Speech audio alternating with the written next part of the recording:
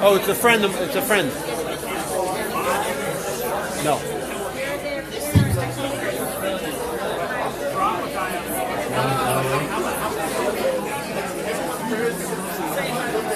Good evening, everyone.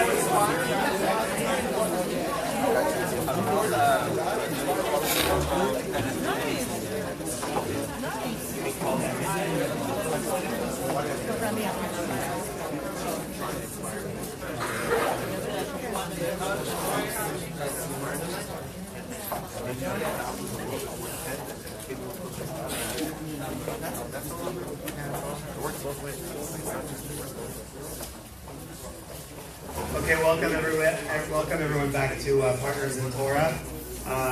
We cannot give any introduction without first thanking our program director, Mrs. Chaviva Granitsky, for the incredible job. This is just the most amazing program. It really is. You really have to be proud of what you've done here, and may this only grow.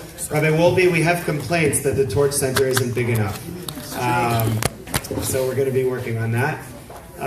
There's no better experience than being in a room full of people that are looking to grow, that are developing relationships. We're going to start hosting many of you for Shabbat, God willing, for the full Shabbat, for meals, for hosting. It's going to be amazing. And this just warms our heart. We really love seeing everybody here. Thank you so much. Before I call our speaker for tonight, Mr. Eric Pines, who's a dear friend of Torch, I just want to shout out a huge mazal tov to two friends of ours, young professionals who actually met at Torch and just recently got engaged. Everybody give it up to Rishon and Alina. Please stand up. Please stand up. Woo!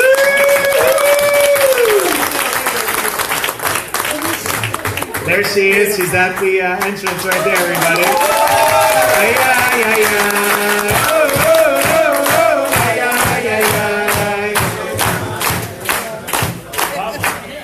Wish the two of you a beautiful wedding and life together, and we'll always be there for you at Torch, and we're very super excited for you.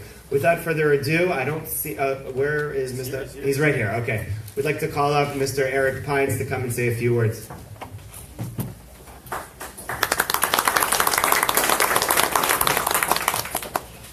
Thank you, Rabbi.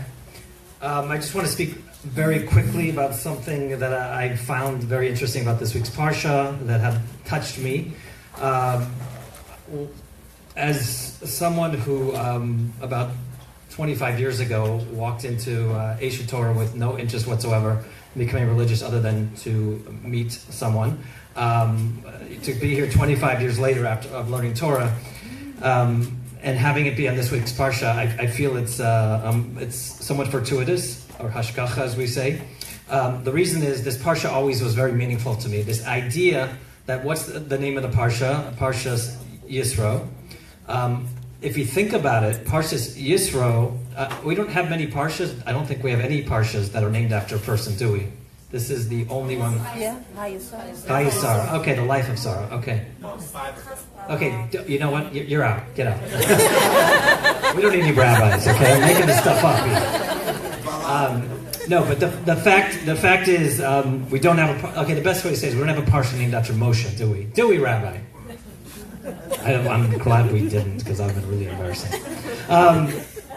Okay, so what's very powerful, this parsha, the parsha where we get the Torah, is named after Yisro. So Yisro was a ger. Yisro was somebody who was an idol worshiper. He spent all of his time with every religion in the world. It sounds a little bit like me when I was in college, studying Buddhism, studying Taoism, studying all these things I wanted to find the answer to, studying everything except for my own religion.